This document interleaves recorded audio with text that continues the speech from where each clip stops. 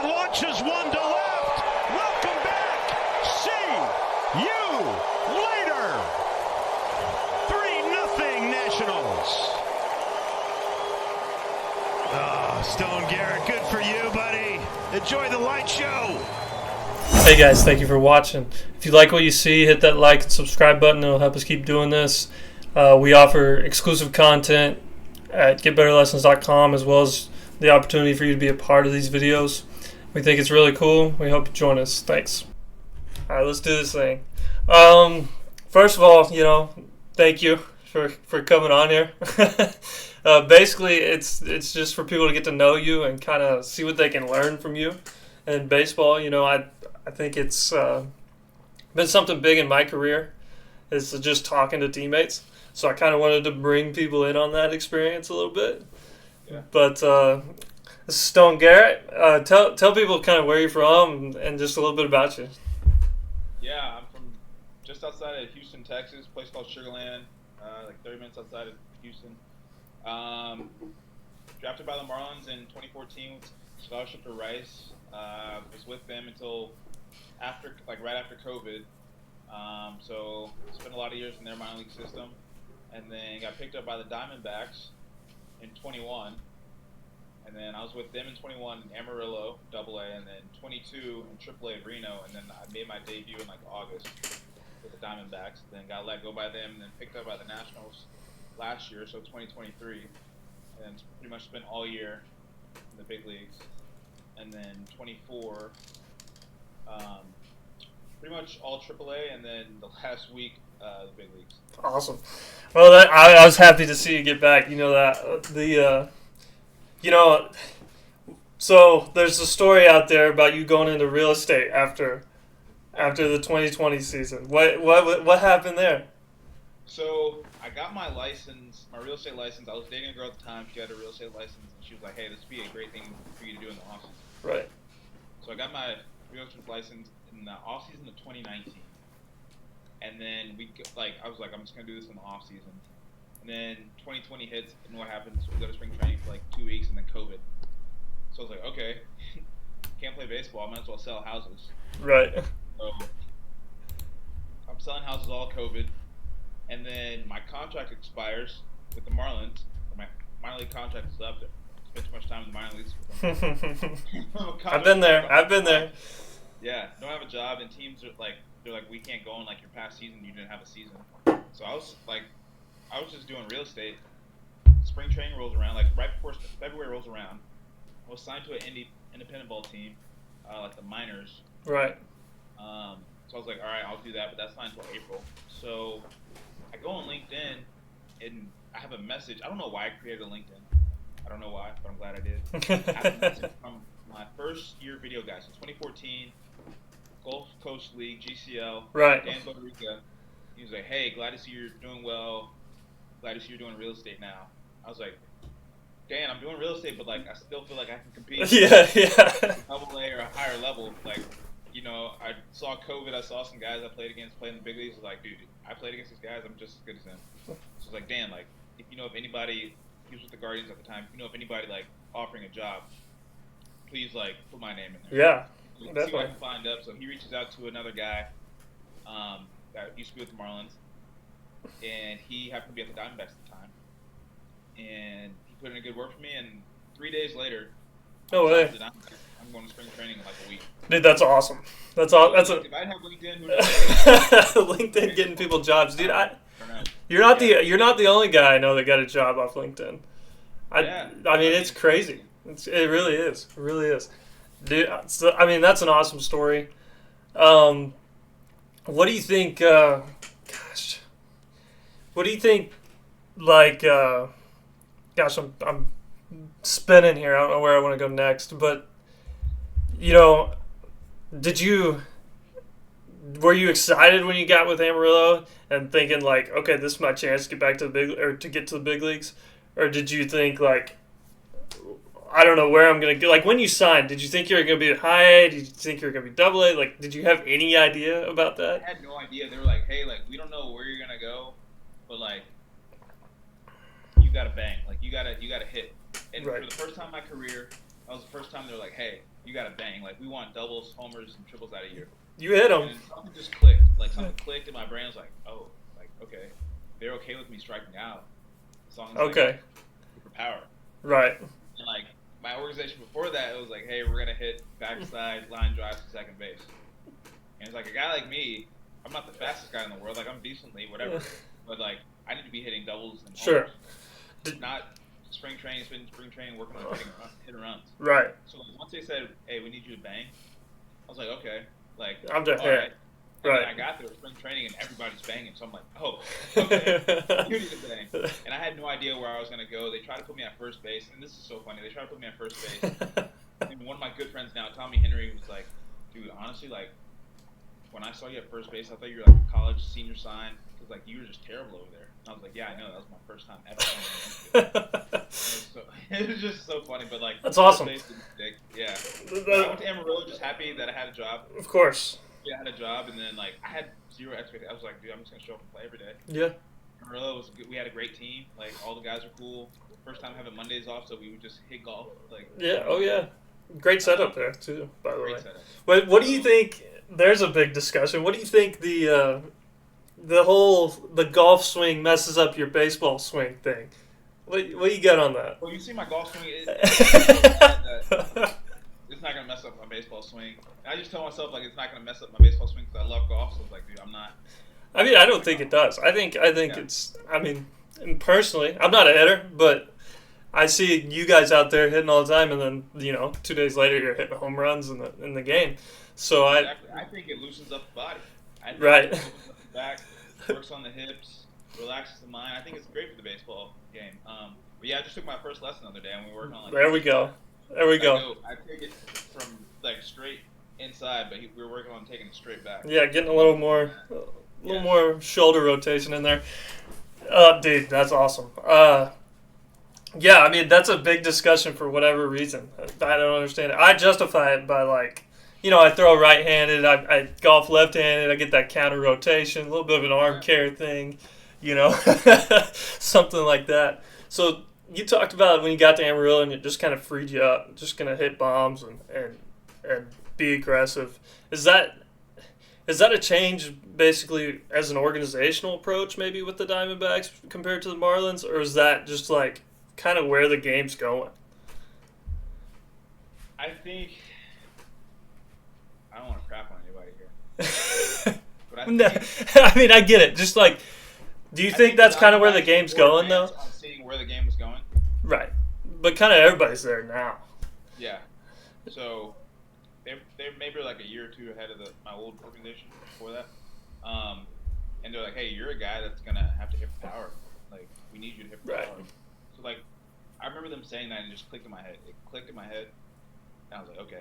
Right. So now I'm going up to the plate, like, instead of like trying to see the ball deep and like, hit the second base like a line drive to the right fielder, I'm thinking like get it out in front and like hit it over center field wall. Like, Oh, yeah. bust the wall. Which I'm sure you did in Amarillo. That place is fun to hit in, huh? Great place to hit. Dude, what you hit, like 25 or something there? Something I think it was around 20. Yeah. 20, My 28? swing at that place. I think it was a walk off like 3-run home run grand slam. That's Yeah. awesome. That's awesome. We were like an extra inning. It's like the last game. Everybody wants to go home. The team Yeah. playing Frisco, they needed to win to go to playoffs. Oh, you got him out of there. And, like I just so did. That was a fun game. That's awesome. No, I enjoyed being in Amarillo, but I got to play with you at the end of that year for just a couple games in Reno when we all had COVID. I think. Yeah. We got canceled. Yeah, so I went home in Amarillo. I went home for like a week, and our farm director calls me up like the next weekend. He's like, "Hey, I need you in Reno." He's like, "No, I'm going to this college game. I'm in Dallas, going to A&M Arkansas. Like, I'm gonna go to this game. So I'll go tomorrow." So I had to fly to Reno. I think I played one game, and then everybody had COVID all of a sudden, and then we just had to sit in Reno for 2 or 3 days. Right. It was brutal. Oh, it was crazy. I remember I was there with my wife and my kid, and we were stuck in a Hilton Garden Inn, and we were all sick. We were just You there. had COVID? Yeah, we got it. Oh yeah. It was brutal, man. It was brutal. But anyway, back to kind of the approach thing. I think some kids watching that might be watching this, like, What do you think the most important thing for maybe a high school kid or a college kid is when they're trying to develop like an approach to hitting, especially in this day and age? I'd say it's not cookie cutter, right? Because everybody's different. So I'd say for me personally, when I was younger, looking back on it, I wish I would have tinkered more, experimented more on what worked for me. Right. And I think the best hitting coaches out there understand that not everything works for one person. And it could be like a mental cue of like, hey, instead of trying to hit the ball to second base, I'm gonna try to hit it to shortstop. Like, so I would say like just adjust and tinker with your swing and your approach. And the best thing to do is hit off machine throwing fastballs and see what works best. See that feel that works best or that thought that works best. It could be something so weird that works best. Right. And like just find it and then repeat it. Yeah, I mean, I think that's awesome advice because, like, when I'm teaching kids and when I'm talking to kids even about pitching, it's like, hey, man, here's a cue I've heard from somebody else that it does not work for me. Like, I told somebody that yesterday. I said, well, I heard, this, that, and the other say this. I hate it. I don't like it. I can't do it, but it might work for you. So it's just that kind of trial and error, you think? It's just figuring out yourself, knowing yourself. Is that what you like? Yeah, because you play with some guys and they're like, dude, I'm thinking about landing softly on my front pinky toe. I'm like, what? Like, yeah. I'm just up there trying to like catch the ball out in front and not swing at a ball in the dirt. Right, yeah. I think the biggest thing is like younger kids, they need to challenge themselves on machine work, like hitting that high velo. Right. And then once you get in the game, it's just gonna come natural. Like, right. That's my biggest. I used to coach a kid. He's at Georgetown now, which is convenient because I'm in DC and he's right down the road. So right. If he sits me up, if he's struggling or something, he's like, dude, what do I need to work on? I'm like, dude, your routine is to get like, ready, make sure everything's fired properly, but then get on that fastball machine and just compete. Right. Figure out what works best mentally. Definitely, yeah, and that's another thing. Like, the mental part of this game is so huge. I mean, it changes everything. Like you said, if you're in the box, and you're thinking about whatever, this tiny little thing, and you're not competing, you're going to get beat. I mean, the pitching's too good. Like, the same thing as a pitcher. If I just lay one in there, especially at the higher levels, like, I'm going to get punished. So, what do you think the best advice for, like, a kid as far as, like, just getting them to a place where they can just go play and just go compete? I'd say just challenge yourself in practice. Like, challenge yourself. Make it harder than the game. Right. And then don't treat it like, do or die. Just challenge yourself. It's practice. So, for example, a regular day game like for me, I'll go do my routine off the tee, take some flips, go chill, hit BP on the field. But the biggest part of my preparation before a game is right before the game, before I go stretch on the field, is I'll go hit machine. And the machine's throwing hard. Like, it's throwing hard. Yeah. And I'm like, just knowing if I can hit this, if I can even foul this off, get 3 good swings out of 15 balls, I could, like, this guy in the game's not going to be throwing that. Right. So, like, everything's going to be slower. I'm going to feel prepared. And feeling prepared for me is, like, the biggest thing. Like, knowing, hey, I just hit off this machine throwing really, really fast and really nasty stuff. This guy, like, okay. Like, yeah, what is it? It gives you confidence, yeah. It gives you confidence to go out there and face whatever it is. Like, make practice hard. Yeah. I agree. I totally agree. I think if you challenge yourself in practice, you're definitely more prepared and more confident going into games. You're going to look stupid. Like, you're going to look dumb. You're going to fail. You're going to fail, yeah. Swung and missed. Like, there'll be guys in the cage. I found out this isn't for me because I can never hit this for some reason. Or the dimple balls. Some guys get in there and just whack them. I'm like, okay, this just is not for me. Like, I'm just wasting time in here. But I'll throw on the machine with real balls and, like, I'll foul them off, and I need, like, 3 or 4 good contact swings. I'm like, right. Okay, Right. Yeah. So just find what works for you and challenge yourself. Definitely. Is pitching getting better?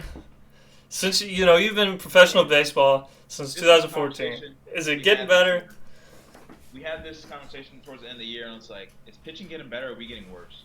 And I think it's definitely getting better. Like, there's been more research into it, the analytics, and they're studying hitter swings and all this jazz. And now they know even more holes. They're like, okay, Ty Tice has a ride fastball, and Stone Garrett swing, he can't hit the top outer half of the zone.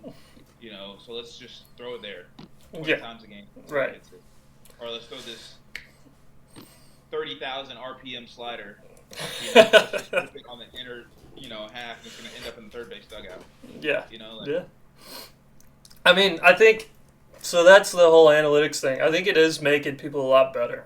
I think it's kind of giving people an idea of like, okay, this is what works for me. I think this is the biggest thing is it gives you an idea of like, okay, this is what works consistently for me and what outlier pitch I have or whatever it may be, and then guys actually honing in and believing in that. Yeah, see the good teams like go trade for a guy that's maybe getting hit around a little, and then tell him like, hey, you're not gonna throw this change anymore. You're gonna throw this slider 60% of the time. Yeah, that's where you're gonna throw it in the zone. Yeah, we were talking about it last week. Like the Rays are a perfect example. It's like they trade for a guy that's got a 5 or whatever, and he goes there and he's got a 2 in the big leagues, and it's like, how does that happen? Well, it's applying the analytics and just just honing in on like what makes you different, Yeah.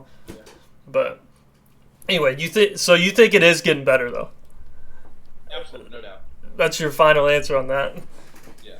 It's not getting easier. All right, we got to talk about it a little bit, just because it's a cool. It's an awesome story, man. I'm so proud of you, happy for you. But you get to the big leagues, you're establishing yourself, and then you have the injury. What was that process like coming back, man? Yeah, so now I can, towards like the beginning or the middle of this year, I can start to like talk about it more because I honestly thought I had PTSD. I think I did have PTSD. It makes sense. Yeah. I couldn't see, like Aaron Rodgers got hurt like a week after I did, and I was like, dude, I don't watch.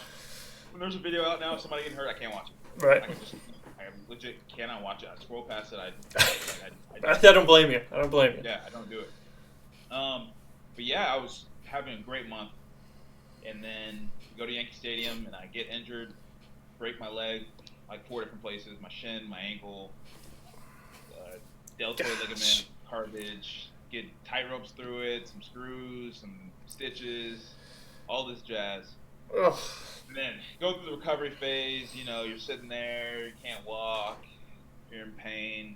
Got to learn how to walk again. Got to learn how to run again. Got to learn how to do everything again on that left side, while maintaining muscle in like the whole left leg core, so you don't come back and like pull a hamstring. A lot of guys neglect like other muscles when they get hurt. Yeah. So we do that, and then roll around spring training. I'm trying to make the team like an idiot out of spring training. I should have just like took my time to where it was like a full go. Some guys were like, hey, like take your time. Like I try to rush back from injury, but I'm the type of guy where like I want to compete, but like if you're trying to tell me a message, you need to grab me by like the collar and say, hey, take your time. Then get that thing across, yeah. You gotta get it across. So I kind of rush back, and I get sent to AA, like a rehab assignment, and it's cold, and I'm kind of like questioning myself, like it's cold. I can't really feel my foot. Like I'm not really running that great. Oh yeah, I was there.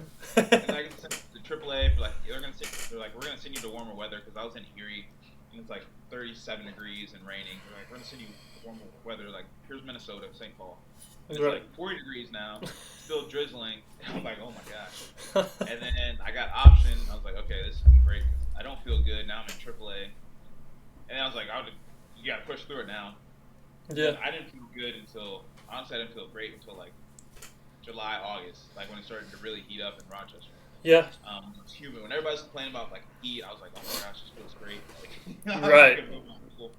And then the year was whatever. Like there were days when I was just trying to like finish the game instead of like get a hit. It was like, right. I'm just trying to get through it so I can get off my feet. So that's pretty much was my mindset the whole year, which was not great. And then at the end of the year, they're like, hey, you're gonna go to West Palm for a week to stay ready in case somebody gets hurt. I'm like, dude, nobody's gonna get hurt. There's a week left. Like, I was planning golf trips with some of the other guys going down. Oh there. yeah.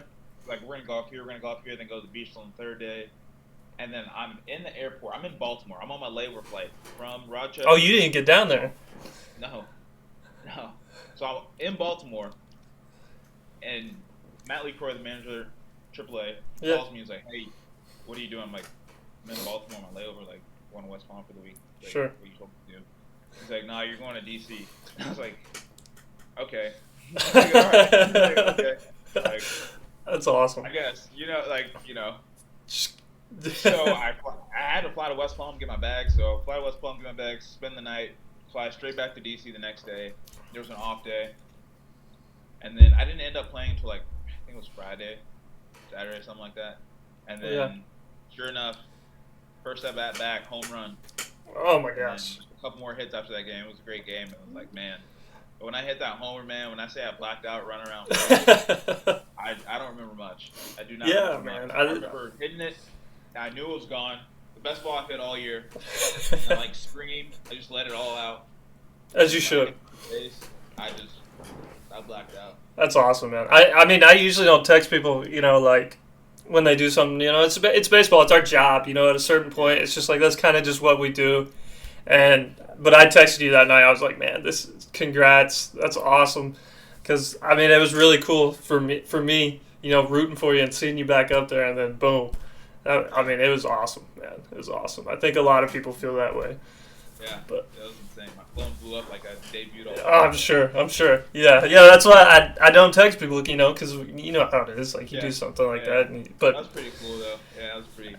Gosh, it was awesome. It was really cool. What do you think mentally allowed you to get to that place for your first at bat right there for it to go that way? Kids. That's one of the hardest things. I've kind of hit on it a little bit. That's the hardest thing about this game, right? Is being like mentally prepared for every at bat and this, that, and the other. And you come back from breaking your leg. You get back to the big leagues, and boom. What do you think in your head allows you to be able to do that? Because that's really hard. Yeah, I think for some reason for me it's easier to focus in the big leagues. I think everybody might be the same way, but like. I feel comfortable with like the more people at a game. Like I feel like the more like in the zone I am, and it's just like I'm a lightweight. I'm light on my feet, and I'm just honed in. Especially against the Phillies, because the Phillies always have more fans than us when we play at home. It's like okay, you guys take it to me. But I don't like. I felt back at home like I'm going through my routine. I'm going like to work. I know exactly where I need to be for the game, my routine. I'm in the zone, and then when I stepped up to that box, I was like, okay, deep breath. Let's take a pitch. Let's just get back into it. Take a pitch, saw it well. Take another pitch, see it well. Took a hack, laid on a 2-0 fastball. All right, let's catch it out in front.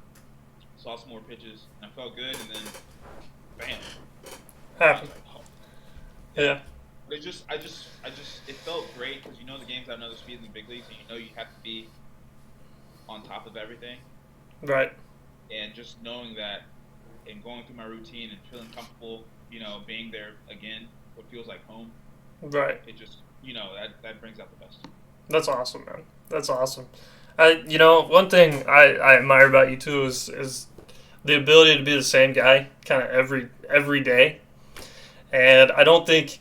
Kids, when they're playing travel ball and they're playing high school even, like, being a good teammate isn't the number one priority, right? Like, it's not. But I think, like, what I wanted to ask you is, throughout your years, how important is being a good teammate and being consistent? And because you're the same guy every day. Every time I've ever been around you, you've been the same guy every single day. It's something I strive to do. But it means, personally, because it means a lot to me when other guys are the same. I don't want a guy I don't want to ride a roller coaster with a guy. Yeah, nobody wants to be around that guy that goes 0 for 4 and it's just like not fun to be around. Like we win and like we get it, bro. You went 0 for 4. Like you don't have to be dragging butt all day like the rest of the night, like complaining about it. Nobody wants to hear you complain about 0 for 4 and how the ump screwed you over or you didn't check swing, like dude, or you hit 3-line drives to somebody hard. Like we get it, like keep swinging it. Like, everybody wants to be around that even keel guy. You know what to expect when you get to the field. Like he's in the same mood, whatever. So I just try to be the same guy. Try to like keep it light because I feel like the best locker rooms and the best teams compete the best when there's that cohesiveness in the locker room. And there are no real cliques. Like everybody's mingling with everybody. Yeah. Like you don't have to hang out outside of the field, but like if you just talk to everybody at the field, then right. You get the tip check of the whole room. Right, and it keeps you together, right? I mean, like if you're just talking to one group, 3 or 4 guys, it kind of separates you from everybody else. And like you said, you don't have to hang out outside of the field. You don't have to be going to whatever, going to play golf, going to do whatever else. But I think being a good teammate is honestly just not being a jerk. I mean, like, honestly, to me, it's like show up and be the same guy and treat people right. And I've seen guys keep jobs. And for kids and people watching this, I've seen people keep their job and be able to keep playing the game because they're a good teammate. So, what do you think? What would your advice be to a kid that's like, dude, I don't need to do that. I hit bombs, whatever. I strike everybody out. Like, nobody likes that guy. Nobody likes that guy. Like, and the game will humble you. The game will humble you. And yeah, you're right. Guys have stuck around because they're known as that like locker room presence. 100%. And every team needs that, a locker room presence. Right.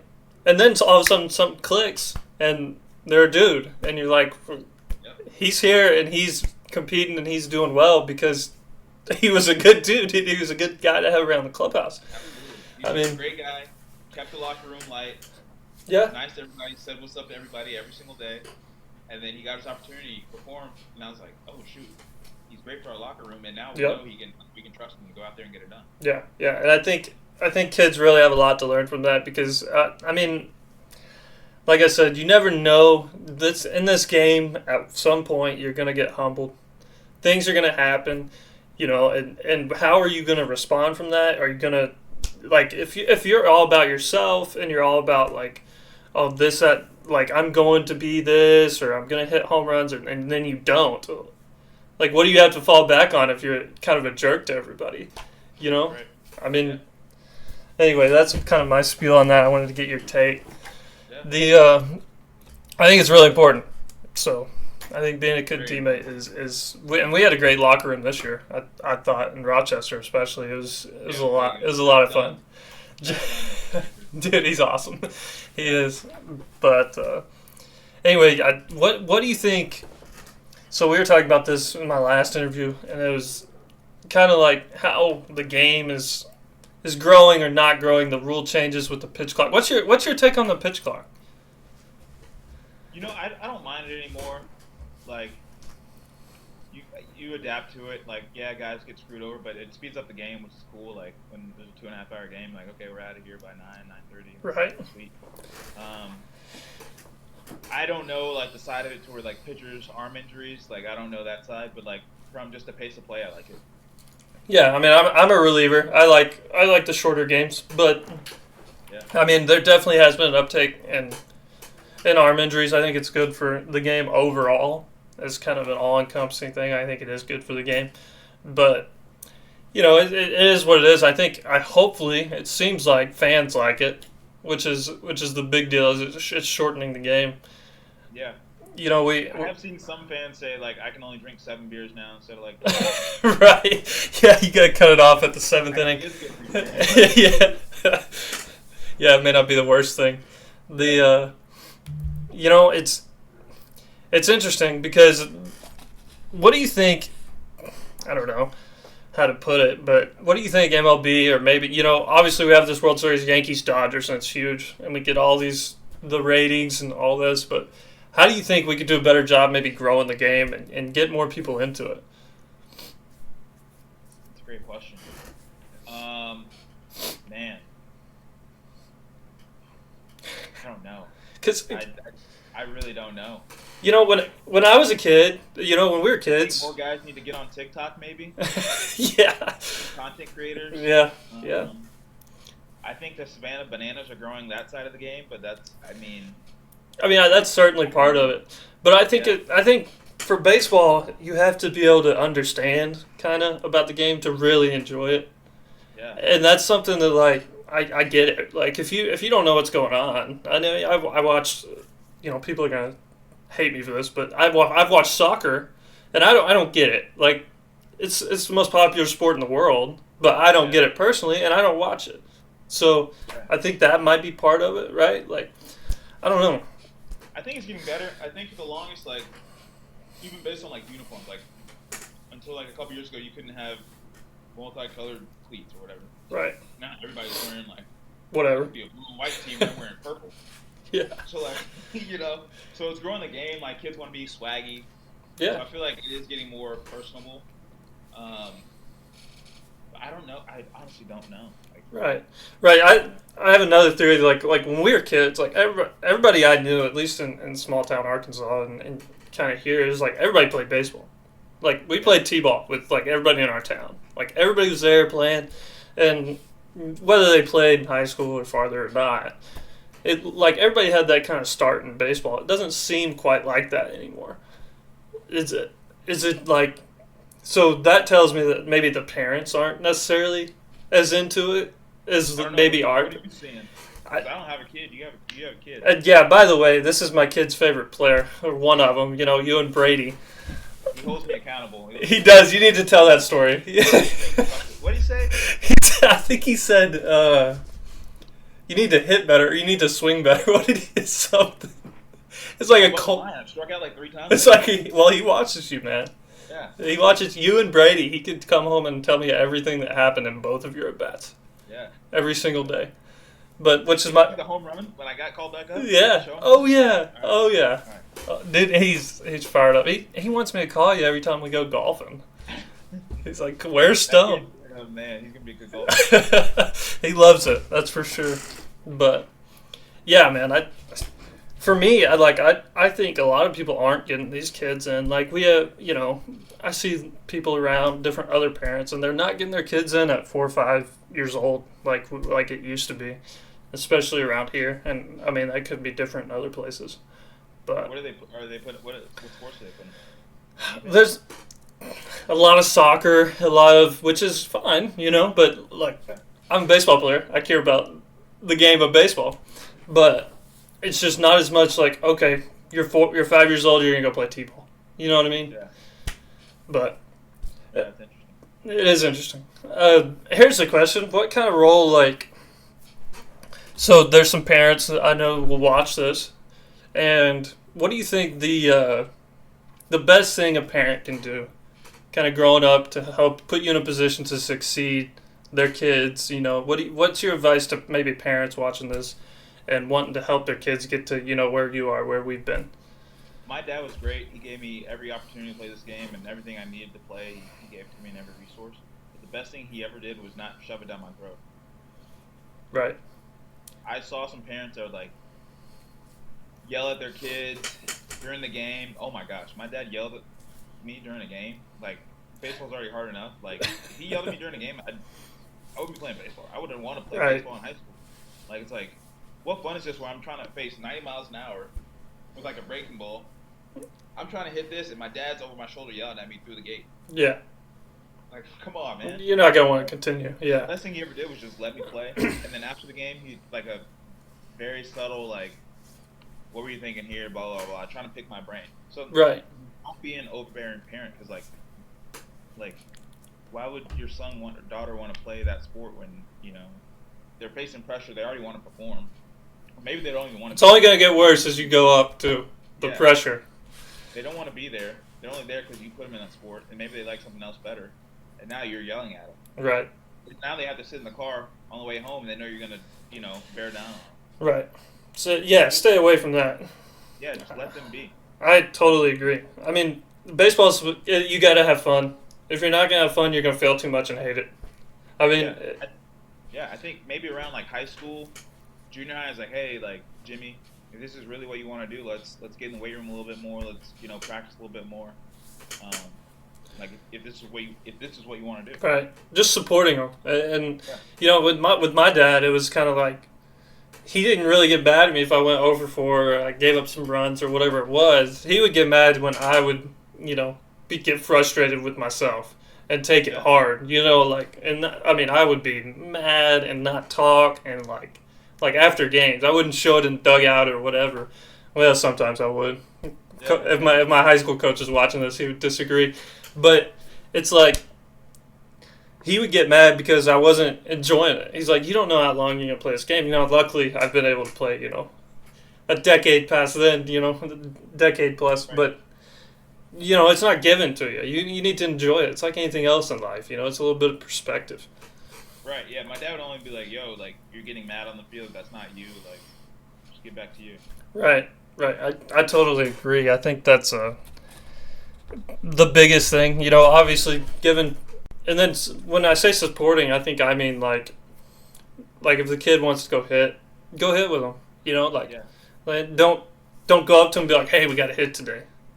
Because if you're having to do that, they're probably not gonna make it anyway, right? Like from my experience, if you're having to ask the kid to like, hey, we need to go work on this, and he's like, I don't want to, you know, I want to do this, that, and the other, like, it's probably not gonna work out as far as getting to the highest level. Right, unless you just the 1% of the 1%. Which there are some. There are some for sure. It's interesting, but. Anyway, that's kind of my spiel on it. I appreciate your take on it as well.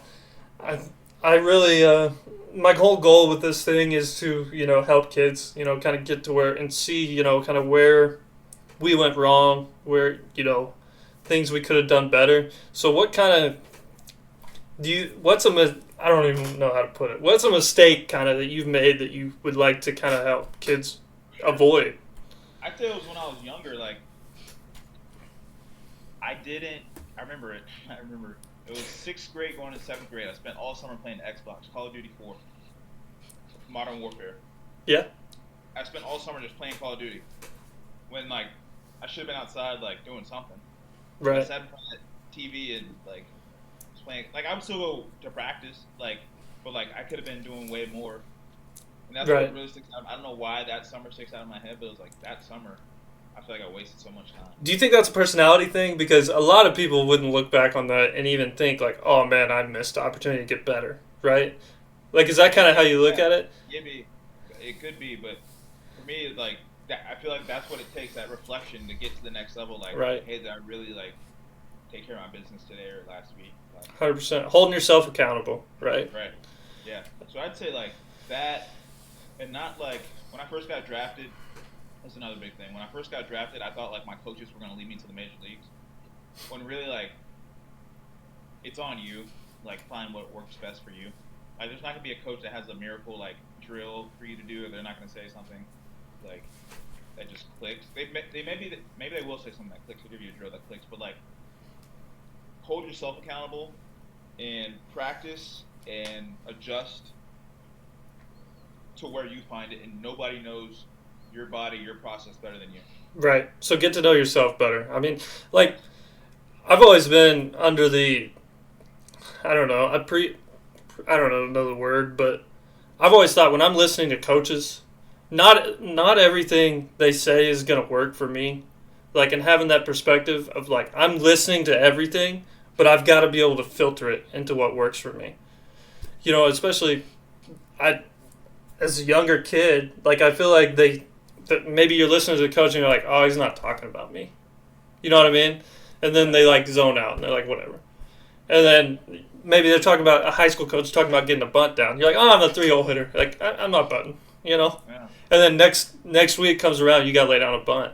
Yeah. That type of stuff. And that's just a small example. But I think for kids, always listen and always take in the information, even if it might not be for you. Even if it might not be something that you think even matters, you might pick up a little something for when you're in that position. Maybe in college, maybe in pro ball, where it's like, oh, yeah, I remember that because I still use cues from one of my cues when I'm throwing is from my high school coach. Something he said, 10 years ago. So it's funny how small stuff like that sticks. Right. Do you think, like? I think it's kind of weird. Like, I can go back and think of, like, certain things coaches said, and I can see it so vividly because it helped me. Yeah. Do you, like, I can remember when they said it, where we were when they said it, because it helped me get better. Yeah. Do you, what would be your advice for, like, filtering that information? Because listen, and then try it, and then try it again and try it again. And if it works for you, keep doing it. If it doesn't, like, it might work for you a year later. Remember it, and then, like, just tinker. Like, that's the thing. Like, the biggest guys are good at tinkering, like, finding what works for them. Like, take all the information in and filter, like you said, and then use what works for you. Yeah, definitely. Yeah. Yeah, it's like, I don't know. You got to really, really focus on yourself. And that sounds selfish, but like you got to really just get to know yourself to be the best that you can be. You know, it comes back like nobody should know you better than you. Right. You said it. You can learn what process works best for you, what preparation works best for you, what recovery tools work best for you, what stretches work best for you. Like, you gotta learn that, and the only way you do that is by going out there and trying, like, practicing. Right. That's awesome. I got a few more things, then we'll get off here. But man, I really appreciate you coming on. First of all, you know, I've said that like 4 times, but this is awesome. I'm hoping, you know, kids can watch this and take something from you, man, and we can, you know, see people, you know, learning through this and getting better. But thanks again for coming on. The last thing I kind of want to get to is just, you know, back to kind of the state of the game. And what do you think is the biggest thing for you that has gotten you to where you are? That's a broad question. But, like, the last thing I want to ask is, like, what do you think really helped you get to where you are? If you had to pinpoint one thing that maybe a kid can take from this. It was during COVID. I wasn't playing games, and I was in the cage. It was me and another guy, like maybe it was like me and 3 other guys in the cage, and we're just sitting back to the machine. We're just hitting the machine, and I just had to figure out the best way for me to like hit for power. I was like, all right, I'm not gonna be with the Marlins anymore. Like, I don't have to hit a ground ball second anymore, so let's find out how to hit like double counters. And I was just tinkering in the cage, like not off soft toss, off like real, you know, fastballs. I was just finding out what worked best for me. My process, my thoughts, my body movements, what worked best for me. So, like, just real life feedback. Like, getting in the cage, challenging yourself. Like, I had to challenge myself. Now I know that before every game, I need to challenge myself.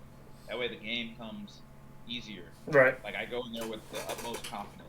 And then it all clicked when I went to the Diamondbacks and were like, hey, we need you to do damage. I was like, I've been doing damage in the cage for 6 months. Like, let's go. Right. So just finding what works best for you, and you got to challenge yourself. Like, practice should not be easy.